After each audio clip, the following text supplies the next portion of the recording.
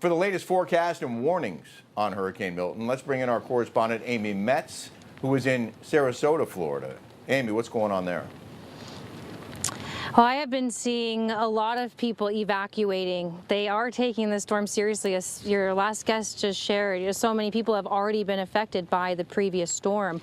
And now this one being forecast to be worse for this area is bringing a lot of people's attention to leaving and even to helping out others getting out of here. Now, that debris from Helene is still on the ground in a lot of areas all along the coast and inland.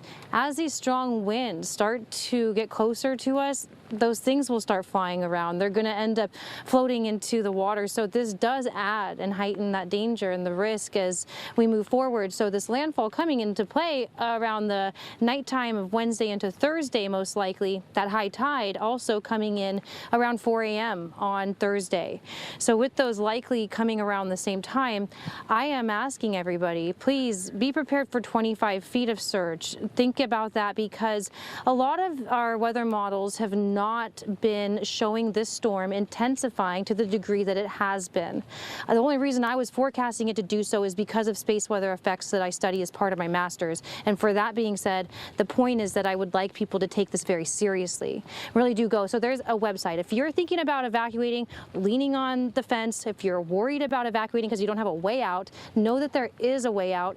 You can go to floridadisaster.org. floridadisaster.org. This is a way for you to get information about shelters in your area and also the shuttles. For zones A, B, and C, they're all in the evacuation areas, and therefore they all have access to shuttle buses. So please do help out your friends and family and your neighbors. See if other people need help. In fact, I ended up asking some people if they needed a hand, and come to find out they were already busy and they could use the help. Let's hear from Tina. The family is very, very concerned up north, and they are basically my family. So I try to help out when I can, and of course they need help. So we're over here trying to salvage what we can.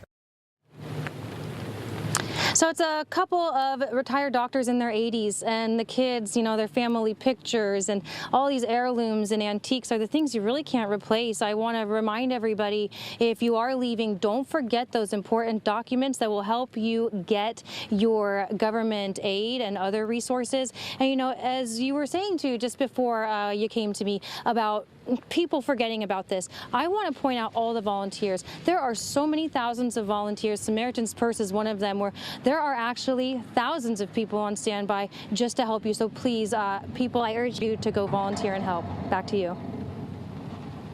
Amy, I heard you mention a potential 25-foot storm surge. I actually, as I mentioned, was in the aftermath of Katrina, where they estimated a 28-foot storm surge. But what I've seen so far is they're saying 10 to 12 to 15 feet.